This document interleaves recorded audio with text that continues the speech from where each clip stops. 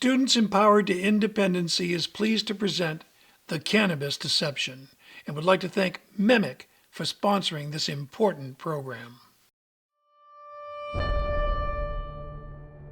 had some of the most scary experiences I've ever had, ever. So when I talk to kids, they're using, every day, twice a day. Some kids are smoking all day long.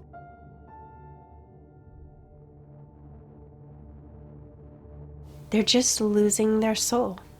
It's going to get worse. It was like the harder that I screamed or hurt myself, the more I was going to come back to life.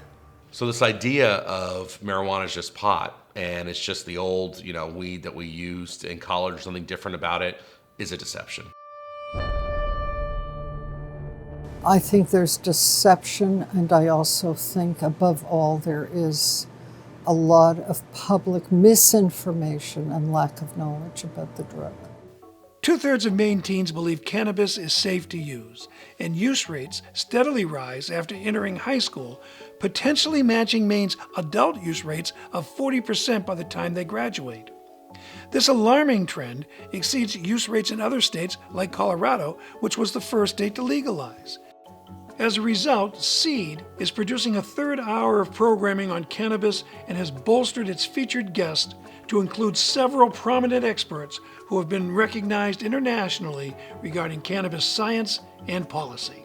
Dr. Bertha Mardris is professor of microbiology at Harvard Medical School. In 2015, she submitted a report to the World Health Organization entitled Update of Cannabis and Its Medical Use.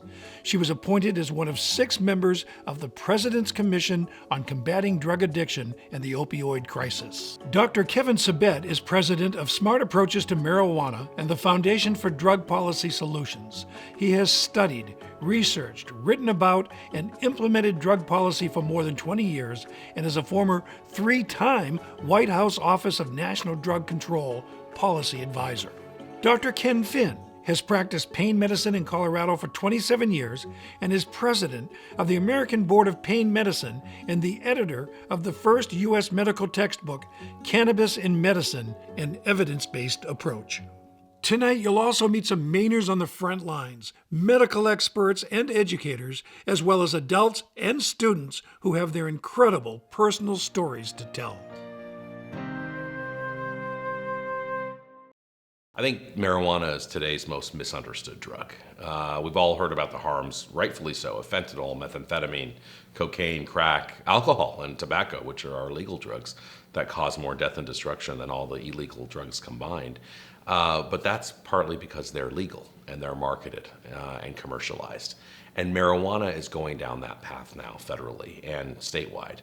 And I worry about it because people are underestimating its dangers. They're thinking this is the old marijuana. Now, the new marijuana is a completely different drug. We're talking 99.9% THC in some cases. THC is, of course, what gets you high. It's the active ingredient.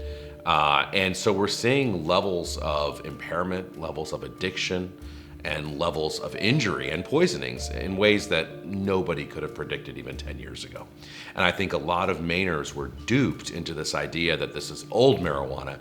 It didn't hurt us as the baby boomer generation. So why would it hurt our kids? And it's a free country anyway. But what young people are experiencing today is a completely different situation with this drug. It is a completely different drug, essentially, than what was used in the past. Based on all of my knowledge and everything I know, I believe there may be components of the plant that may have pain relieving qualities.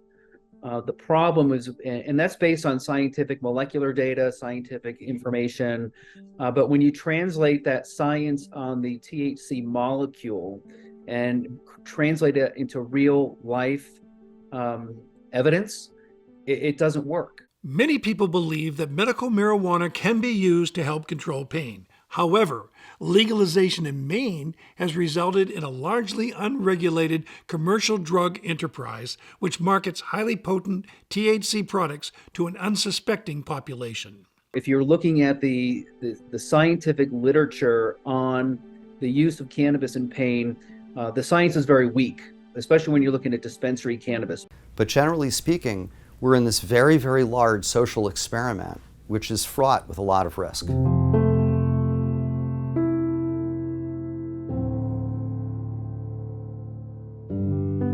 Having this shop has exposed me to a great variety of patients and cannabis needs.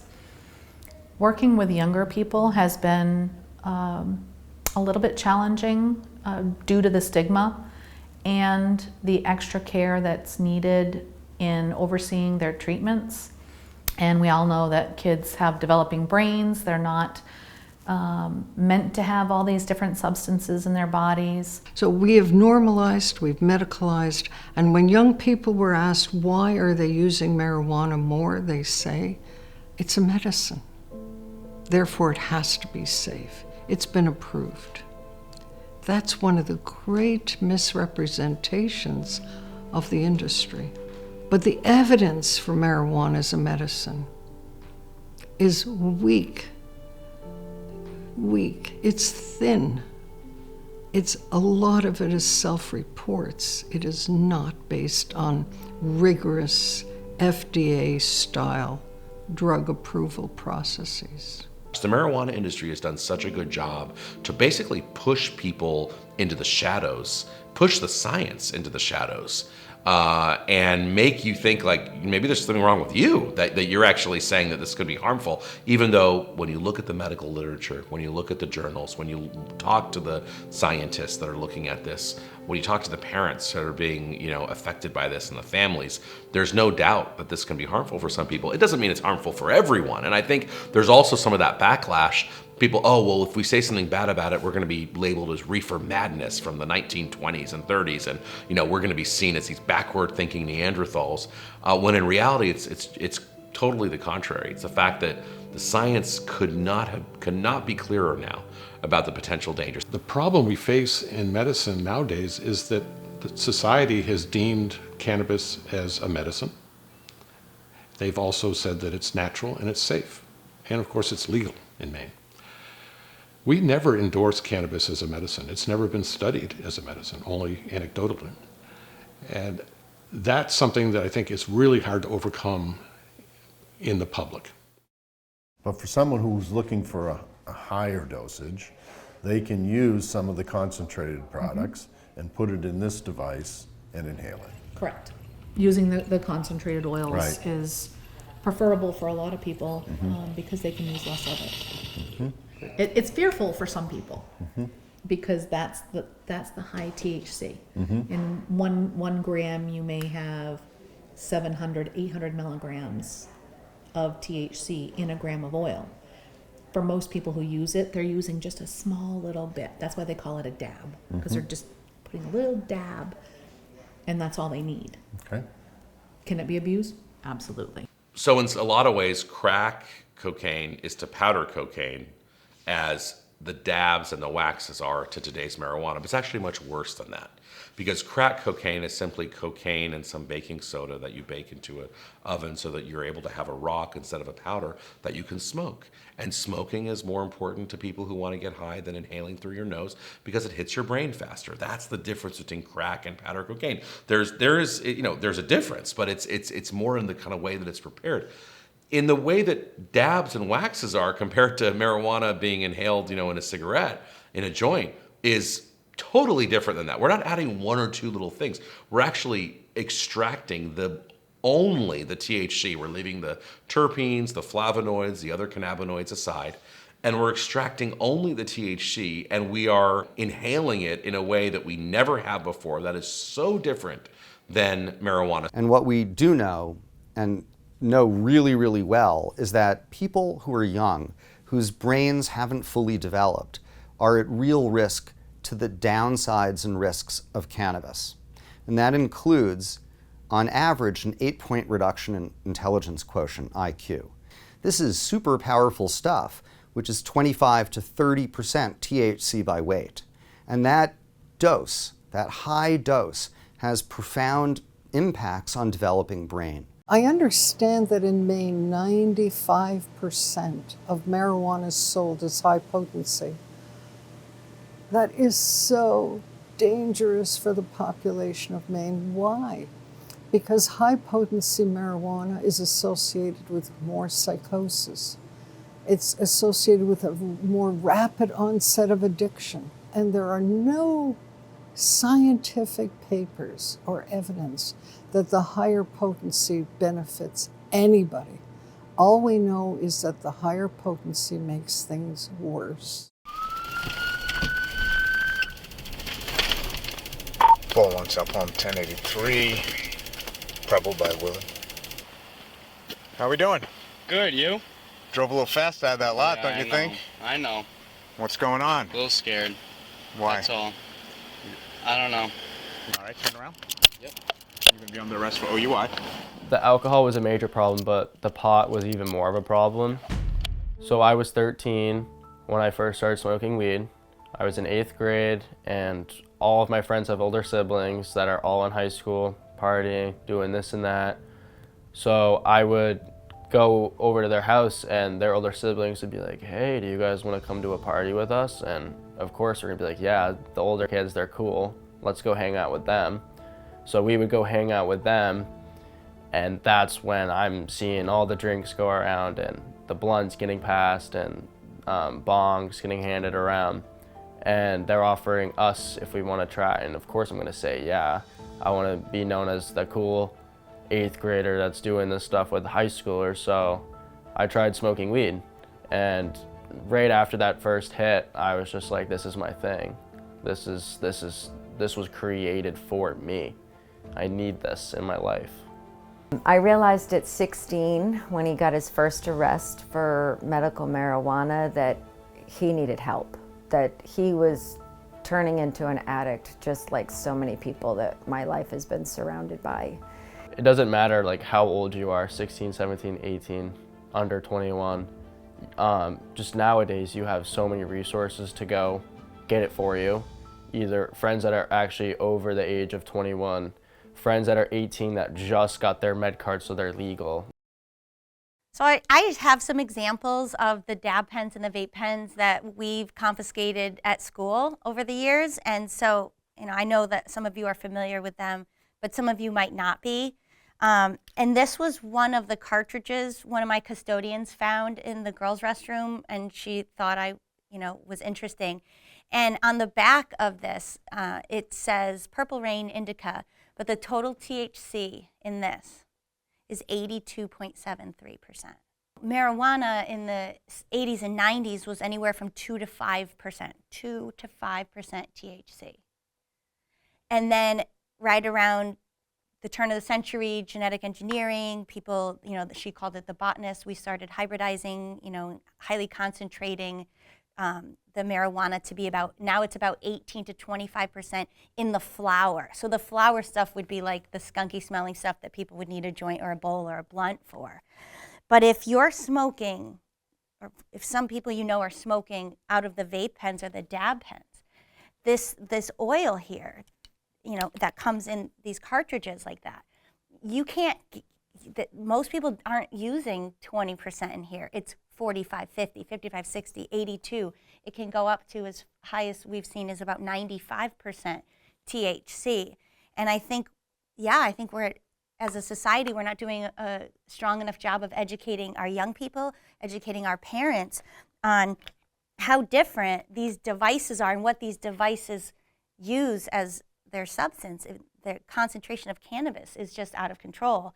And the higher the dose, the higher the concentration of the THC, the more likely we are seeing the drug-induced psychosis and the diagnoses of illnesses like schizophrenia. Studies have shown that 1 in 6 kids who start using marijuana before age 18 become addicted. And for daily users, the risk of addiction rises to 50%. I started smoking weed every day, and how early I was doing it in the day started creeping earlier and earlier and earlier. I just remember feeling so horrified by the way I looked. And I just went into my dorm room and cried the rest of the day because I had just kind of given up on myself. I had been trying to stop, and I couldn't. There's more daily use amongst young people than ever in our history. It is the brain that I think we have to focus on and how it damages it both subtly and significantly. Right now in 2024, the raw number of people using everyday marijuana exceeds those who are daily drinkers. That is an incredible statistic, an incredibly depressing statistic. So since the normalization of marijuana, we're now at a point that marijuana has exceeded alcohol in terms of daily, near daily use, and we have almost 50% of those people who used in the last month actually are using it every day. So alcohol, 10%. 1 in 10 drinkers use every day. 1 in 2 past month marijuana users use every day. And that's probably maybe even an underestimate. And that level has just grown dramatically, precipitously, exponentially in the last 15 years. It was mostly, okay, that time of the day is here, I want to smoke. I was still developing a habit. I was smoking like as soon as I wake up. I was doing meditation in the morning for 1 hour, and I could smoke before that. And after meditation, smoke another blunt. Then you go to shower. Then basically you got to a point before doing anything. Shower, cooking, getting out of the house, coming at home, going to bed. Every activity was being preceded by a big old blunt. I realized I was spending a lot of money on weed. Like every time I could sit down with my wife and we budget, it's like, how much are you spending on weed? It's shameful. It's like literally, we're looking at an ounce a week, so $300 a week, between $200 and $300, depending on where you sourced your herb. I would say I am addicted to marijuana. So a lot of what I talk to parents about is there's a dose-dependent relationship related to the risks of marijuana in particular. So that means the earlier you start using, the more often you use it, the higher potency you use it, and the longer you use it, I'll increase your risk. So the fact that now we have studies saying of 25 risk factors, including easy access, including healthcare, completely controlling for demographics, controlling for mental illness like depression and anxiety and psychosis and past schizophrenia and suicidal thoughts. I mean, all of these things that are major predictors of substance use. Actually, the one thing that stands out more than all of those other risk factors, according to all kinds of research, is marijuana. And people don't want to talk about that because they think that means you're saying that if you used marijuana today, you're going to go use fentanyl tomorrow. That's not what it's saying. It's saying that if you're under 18 and you are using marijuana, especially regularly, your risk for using other drugs, other opioids, exponentially increases. And it increases in a way higher rate than those other things. In the CDC's 2019 Youth Risk Survey, marijuana was the #1 predictor of whether teens also abused opiates in the last month. It turns out that marijuana feeds an opioid use disorder, not the reverse. In the last year, I had 2 students overdose, and they left us. I teach at a school that's smaller, and my school has a population of about 100 kids. I would say out of that 100 kids, 95 of them at least smoke weed on a daily basis. They don't want to smell like weed when they're at school, so they're dabbing, they're using edibles, and they're using it at concentrates so high that they cannot function if they are not high.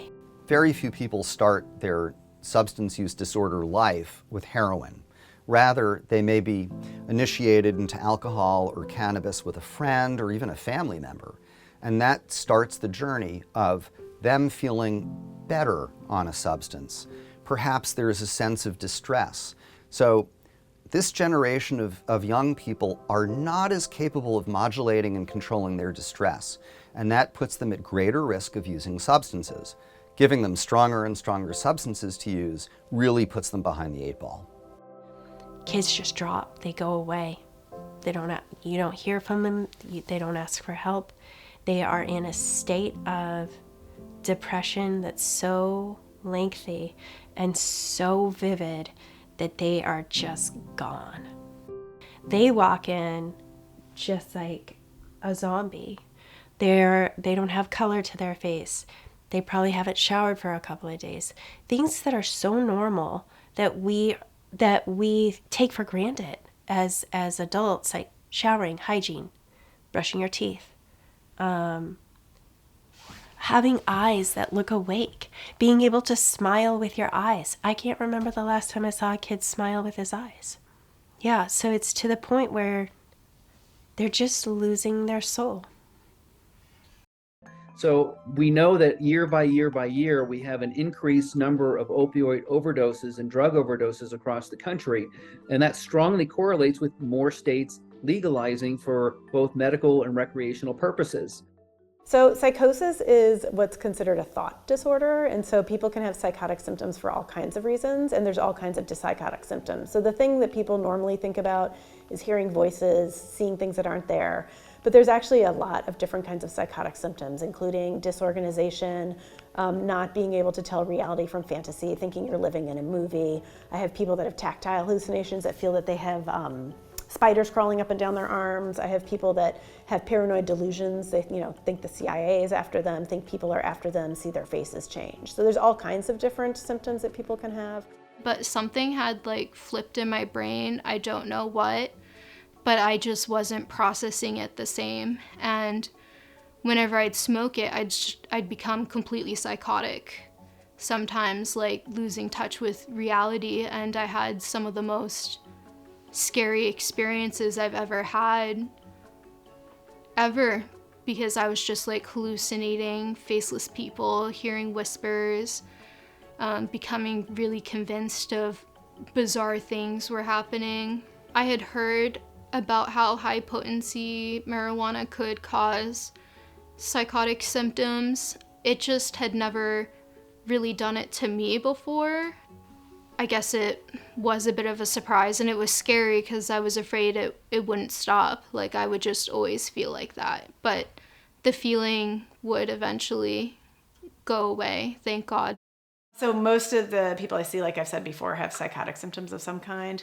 And I would say, it's hard to say numbers exactly. I would say at least half, if not more, have definitely, I can see a direct link with using cannabis. I would say that it's getting to the point that it feels like most people, there's some kind of linkage. I don't want to say an exact number because we haven't actually run the numbers in our clinic, but I will say that we all find it unusual now when we have somebody when that's not the reason. And, it's also linked to people developing these symptoms earlier in life and these illnesses earlier in life, and there's a worse prognosis. Their path along with this disease is going to be worse if it starts younger. I've first been just drinking pretty heavily, and I had been sort of avoiding weed because it was making me feel weird right before I had gotten sober.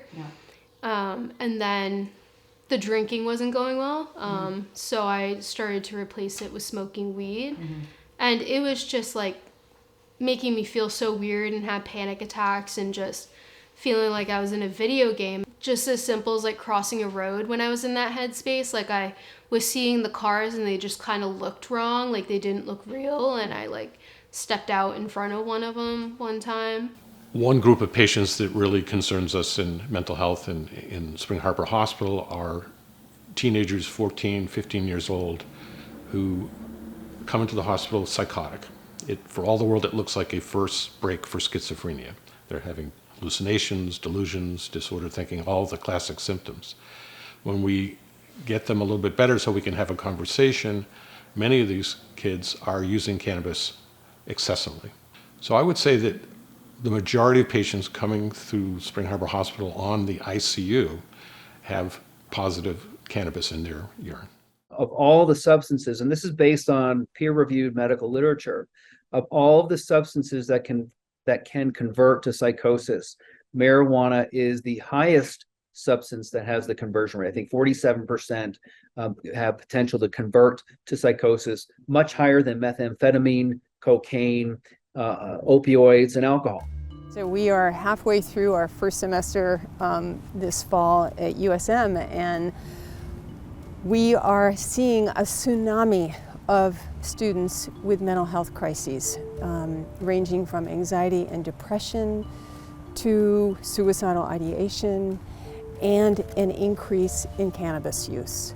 So one of the other things that we're seeing really over the last 2 years is this group of students, smaller group of students who are showing signs of what we call cannabis-induced psychosis. So these are students that are having problems with paranoia.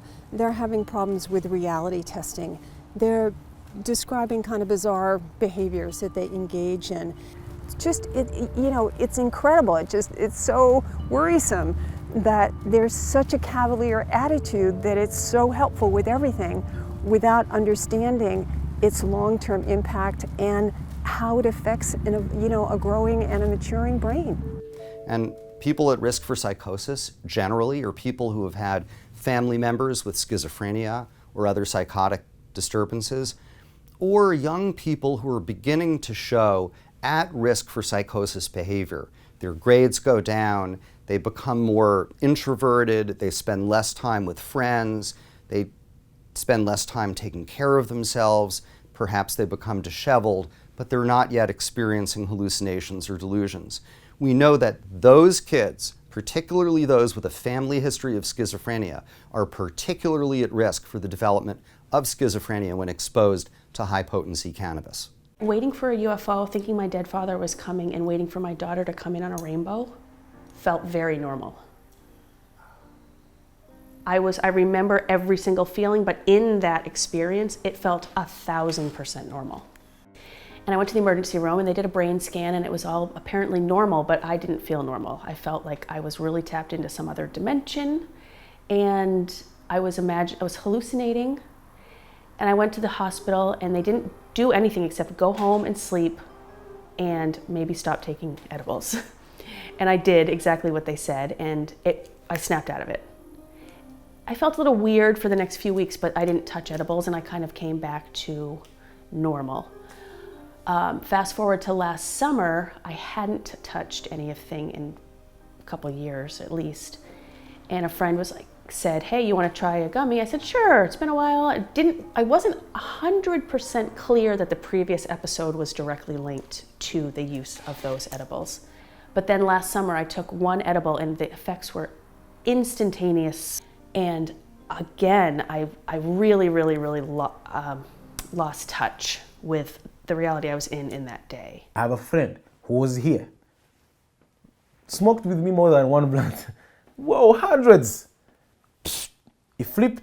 Big man is now in a mental hospital in Africa. In 2023, the SEED team theorized that if overdosing on cannabis, which the kids call greening out, was a significant risk factor, then emergency department admissions would provide confirmation. SEED asked a major Maine hospital group to share emergency room data from 12 hospitals. The data showed that in 2022, those hospitals treated 5,258 patients for cannabis overdose. The two most common symptoms were psychosis and hyperemesis, which is uncontrolled vomiting. It's very troubling to know that 26% of these cases involve kids under 18, and that demographic was the fastest growing, having increased 53% from 2021.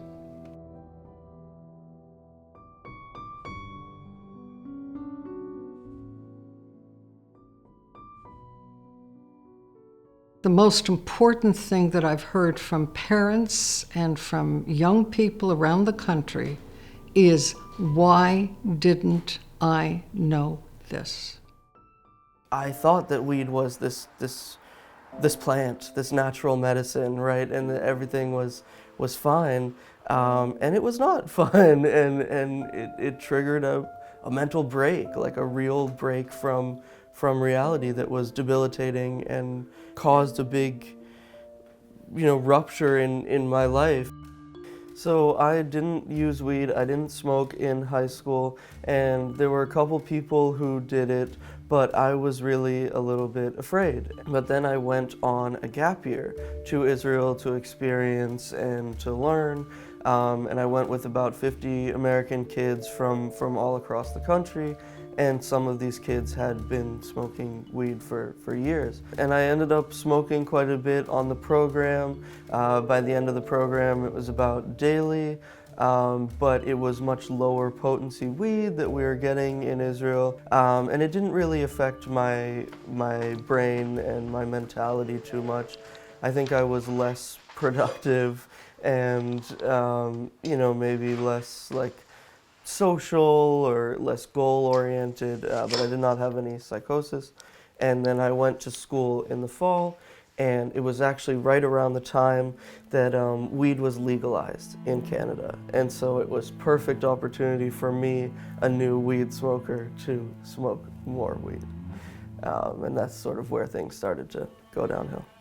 And so it just became my day-to-day, my escape and my social life was weed. It was everything. And I would like wake up and smoke in the morning, and that's kind of when I knew, like, I was like, oh, that was a little bit scary to me, because I'd never thought that I would get to that place really with weed. I was really psychotic. I was in Canada, my mom came, and I said, "Are you my mother?" And she said, "Yes, I am your mom." And I said, "Okay," and I believed her. I was in the hospital, and I had felt that I had become separated from my body. And in the hallway of the hospital, I saw this big, deep black hole that obviously wasn't there. I'd walked the hallway many times, sorry. I saw this hole, and I was like, if I can somehow run and jump into the hole, then maybe I can reunite with my body that is somewhere else. So it was a combination of visual hallucinations and disordered thinking. As I was withdrawing from school, which was a whole process I had to do while I was psychotic, I saw spiders everywhere.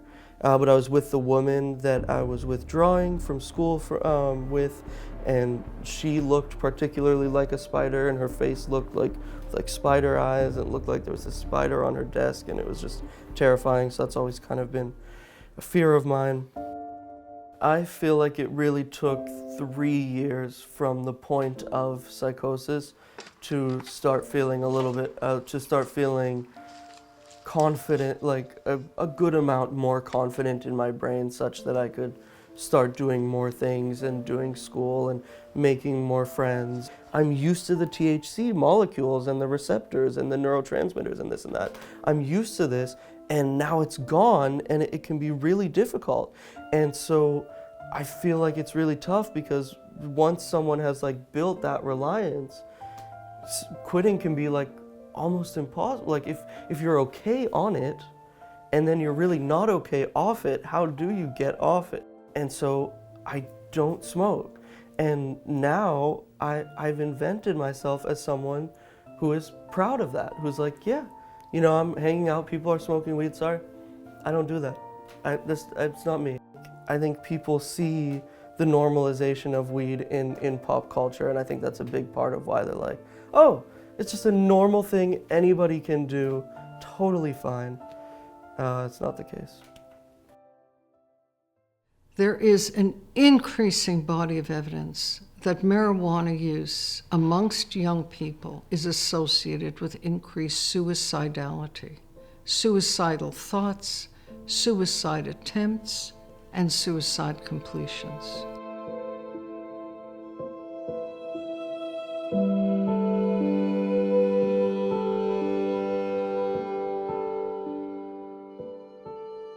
There is this big, thick pipe going across the ceiling of my room, and I decided to set something up to end my life with, and I knew it was gonna work. And I had it all set up, and I was trying to take that final step, and I just couldn't bring myself to do it. I ended up seeking more serious help during winter break. And when you go to Colorado and you dig into those suicide numbers, you see that now marijuana, and it wasn't like this before legalization, but now marijuana is the #1 drug among young people who have died by suicide.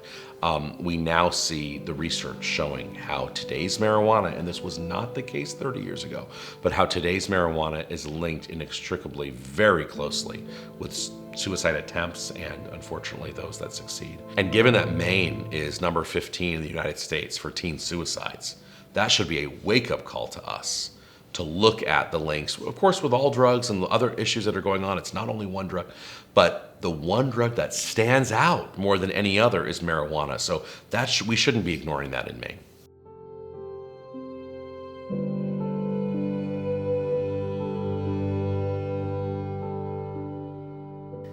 I know that when I worked in the dispensary that my patients, after the high-potency THC concentrates came out, their behavior changed. There was like a big dark cloud that just descended over the dispensary. We would have customers that would have this rage at us. They had intermittent explosive disorder. They would get extremely upset. They would threaten to come to the dispensary and shoot us. Threatened to stab someone in the face, and I didn't know what was going on. I thought, this is so bizarre, because marijuana is known, or what the plant I knew was about mellow and peace and happiness, and that was not happening. I was seeing very dark energy from other users and patients. Well, I once thought that marijuana was very benign. It was a natural plant, I thought, until I consumed what are called the DABs, the high-potency THC concentrate. With the marijuana, the first time I did the dab hit, I just felt a tremendously more powerful effect than when I did cocaine. That was very powerful, and I wanted more. I absolutely wanted more of that.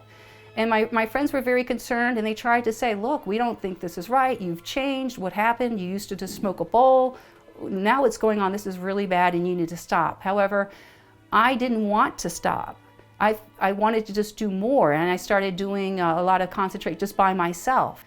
The neurological problems were getting worse, and I also started to experience these daydreams of committing violent acts.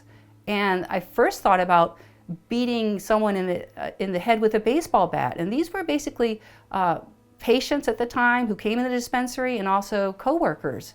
And then later, the thoughts were escalating. I thought about stabbing people, and then eventually shooting people with a gun. And while all this was going on, I was unfortunately still dabbing.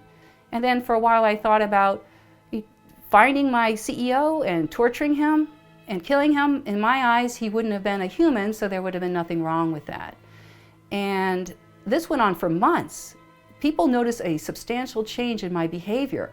I'm not a type of person who would ever resort to violence, but I was getting close. I had those knives on me. I was terrified. I thought I was justified that humans were not humans. They were the shape-shifting reptilians, and they were coming to kill me because I knew about the Illuminati conspiracy. I started to hate myself. At that point, what I didn't understand was I was experiencing cannabis-induced psychosis, which is paranoia and hallucinations. And I really wanted to just end my life because, unfortunately, my brain had been hijacked by high THC. And I saw the harms in other people, but I did not recognize the harms in myself. And people need to understand, when you're in cannabis-induced psychosis, you don't think you're in psychosis. You think what you're experiencing is reality. It doesn't surprise me that she's talking about psychosis and imagining violence. We've dealt with it firsthand. If we're focusing just on cannabis, we have experienced individuals that I have seen start at 12 and are attacking police officers at 16, 17 years of age, violently. Ian Hassel's cannabis-induced psychosis didn't end in violence, but meet Bryn Spacher, a young woman with limited exposure to cannabis. Bryn became violently psychotic on just a couple of hits of cannabis. I've been evaluated by 4 different psychologists. They all say that I don't have mental illness before and even after this incident. So I would consider myself a very naive user when it comes to cannabis use. I didn't even know potency was really a thing, or nobody really discussed that with me before. I never had that knowledge to ask about it. I met Chad at the local dog park and we became friends, and it was only about 3 or 4 weeks that I've gotten to know him. On Sunday night of Memorial Day weekend, I was coming back from visiting some friends up north, and I decided to visit Chad last minute during that night. And we were just hanging out, and he proceeded to say that he needed to go smoke outside and smoke marijuana. So I decided to join him because I know he would smoke for a while. And I asked to have a hit. I smoked out of the bong for my first hit, and of course I was coughing and had a slight reaction. So he then said that he was feeling really high, and I told him, "Oh, I don't feel anything. Like per usual, I never really feel anything." So then he proceeded to say, "Well, let's make this next one really intense." And within seconds, unfortunately, I inhaled and took that second hit. So immediately I can tell this was so much stronger, and I was coughing harder, I was choking, I couldn't breathe. I felt like I needed to vomit. Eventually I started feeling dizzy, like really strong dizziness. I could not suppress any of these symptoms. I tried having a conversation with him, but nothing was making sense, nothing was logical. And I was just in like so much pain. And the last thing he said was to try and go to sleep.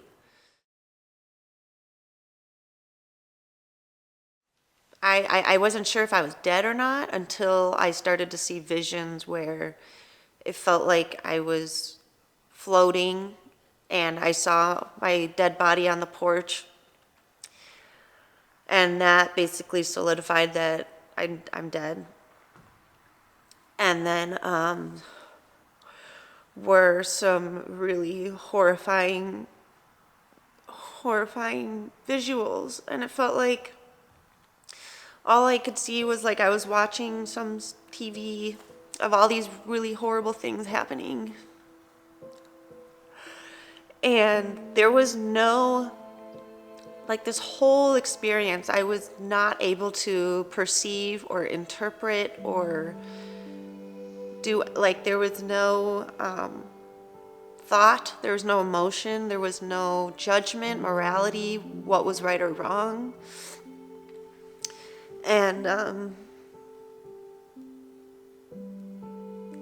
it's just a lot of bad images. I just saw a lot of bad images, and then at some point I was hearing voices to tell me to keep going, and it was like the harder that I screamed or hurt myself, the more I was gonna come back to life. And then the next thing I remember was waking up in the ICU room with injuries, not knowing what happened, how I got hurt, where was Chad, like I didn't know how I got there. The police report showed that Bryn stabbed Chad 108 times, killing him. She then stabbed her dog, injuring it. And when police arrived, she was stabbing herself. Multiple tasings didn't stop her. It ended when a policeman hit her with a baton, breaking her arm. I mean, it just felt like you didn't even know you were in this psychosis. Now that I know what this is, it's like you didn't even know you were in it, and you can't even will yourself out. Like you couldn't, like when you're sleeping and you have a nightmare, you can wake up from that easily. But this was not something that you're aware of, that you're experiencing, and you can't get out of it until it's over. And it's the scariest thing ever. I was in the hospital for probably about 4 days. And then I was arrested on June 1st, and I was in jail for about 6 days. At the preliminary hearing, it was discovered, or it was presented, that there was only THC in my system. Just like everyone else, I was like, how is that possible? How is it only THC in my system, yet this insane violence happened? Then when trial came and experts were testifying, there were 3 or 4 different experts that testified, and all unanimously agreed that this was solely due to cannabis-induced psychosis. These are very dangerous products because we're in uncharted waters. We do not know what the long-term impact of these high-potency products are really going to be. Ian David Long is an example in Thousand Oaks, California, several years ago, was a mass shooter. He shot and killed 12 people, I think at the minimum. And I have his toxicology report in hand. And there was only one substance in his system, and it was THC. There was no illicit substances, no synthetic cannabinoids, alcohol, benzodiazepines, and he was a mass shooter.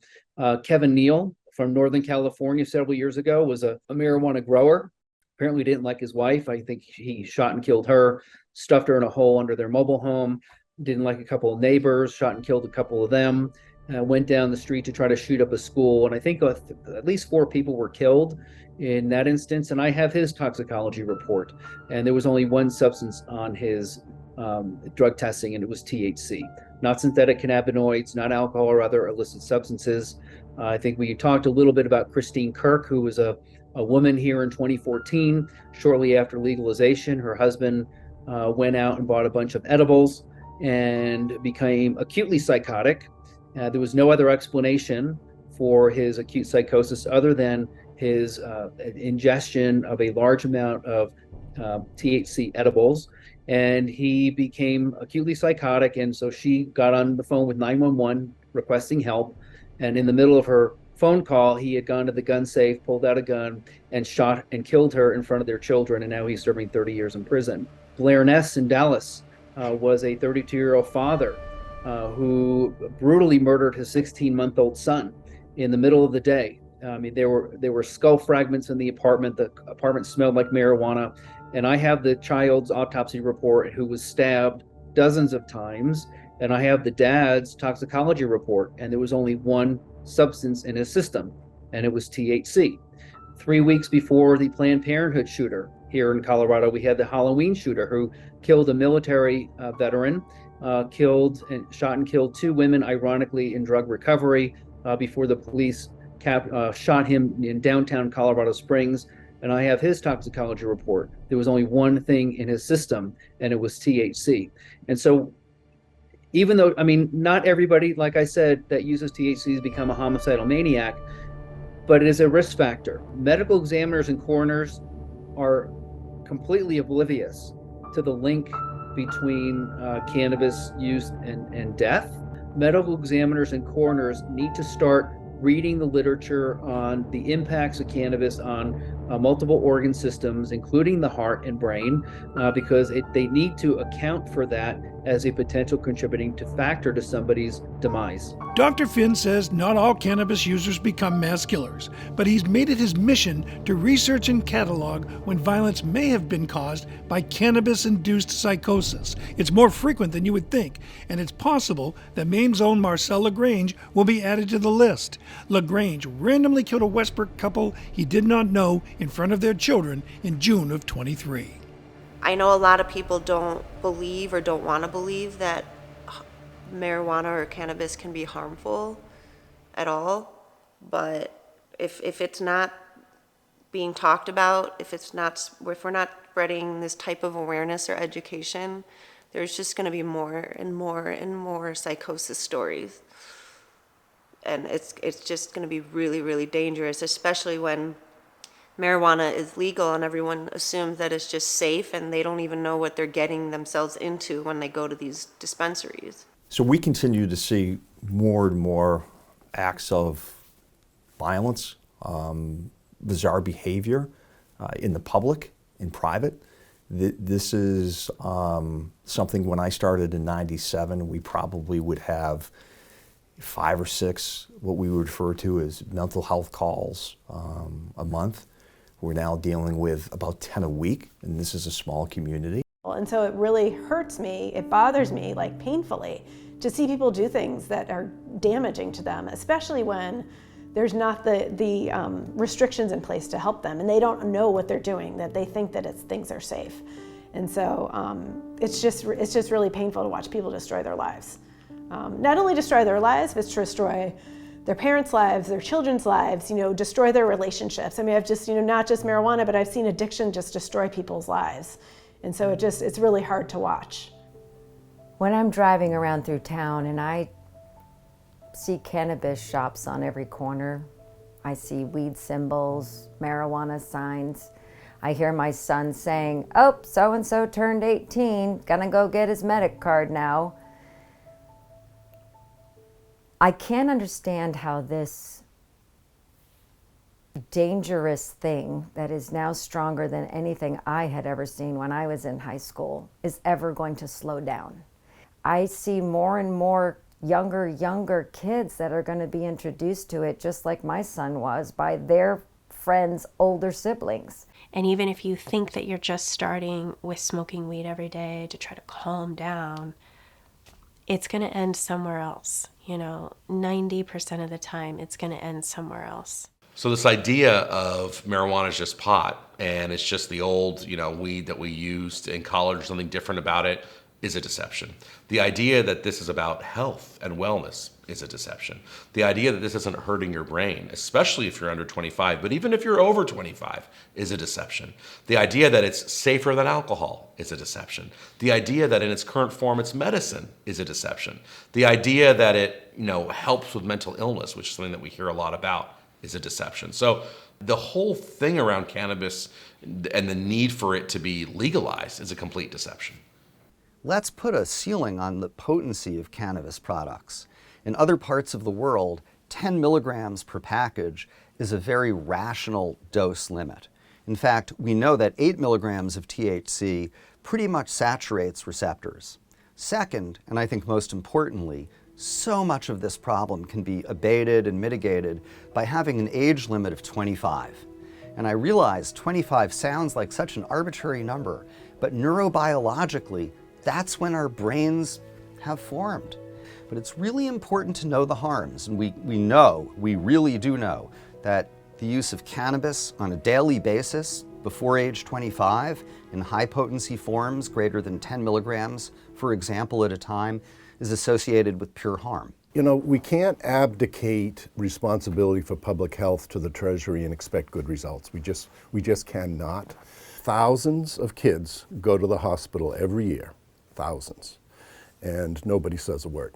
And when you're saying go to the hospital, we're talking about cannabis overdose. Yes. And the risk or rate of cannabis overdose has gone up about 1,600% over the past 6 years. We have no business selling a product that can cause psychosis, much less promoting it.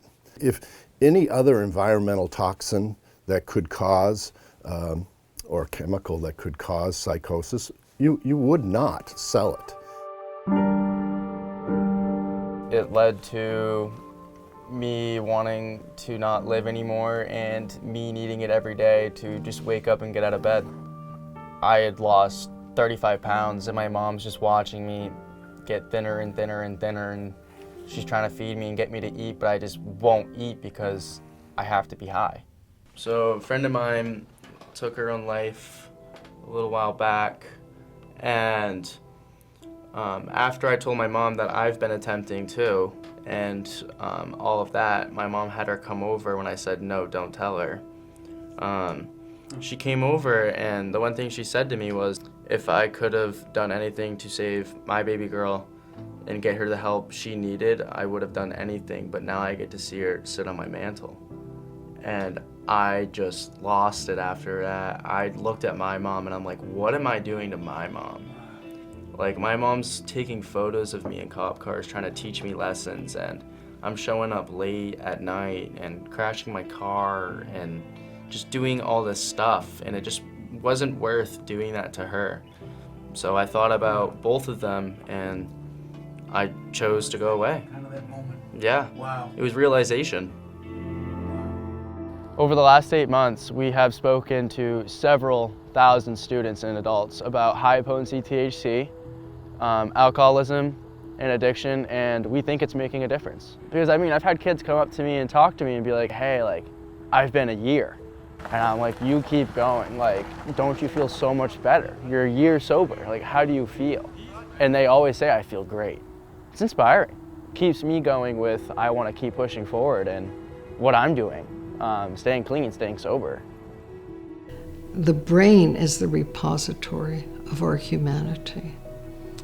And it's the one thing that separates us from all other life forms is our human brain, which enables it to write poetry and laws and literature and music and create rockets and iPhones and medicines. Everything comes from the human brain.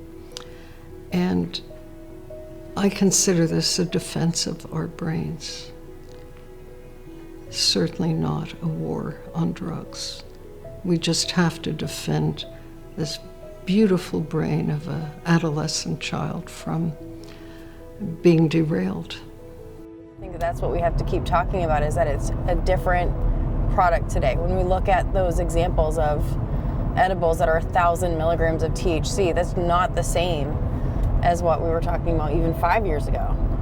Yeah, everything's changed now. And the kids they were sharing that they had experienced some greening out. Some of them were talking about more like experiencing psychotic symptoms. This is about how we've normalized it for kids to think that it is safe and healthy when we have all this evidence that it's not. Yeah. It's just not the same product, even that it was 10 years ago. And also, parents just think it's okay. You know, it's not common knowledge how many people are hospitalized for this. Mm-hmm. Like, parents don't really know what to do or what to look for. Yeah. If they think it's the same weed that I grew up on, then they're not going to be looking for those red flags. Mm-hmm. And they're not going to be thinking that their kid is overdosing on cannabis. They don't think that is a thing that you can even do. Yeah, it's scary. And I don't even think the kids know that, really. Because that was the other thing that we talked about, is that most kids aren't paying attention to dose of anything that they're taking. Like, we were looking at we were having like soda or whatever, we were looking at how much caffeine is in this, how much sweetener is in this. The same with like, we look at nicotine, we were looking at the difference in the Elf bar to the cigarettes. Like, no one is looking at dose, they're just taking whatever they can get or taking what's handed to them. And it's really eye-opening when you look at how many milligrams of a substance you're getting. Mm-hmm. And I don't know if that knowledge is gonna shift something for them or... Well, it's gotten me thinking more. And I think that's the average person will use a product and never look at the dosage. What did one kid say today? I'd rather not know. We were talking about like ignorance is bliss.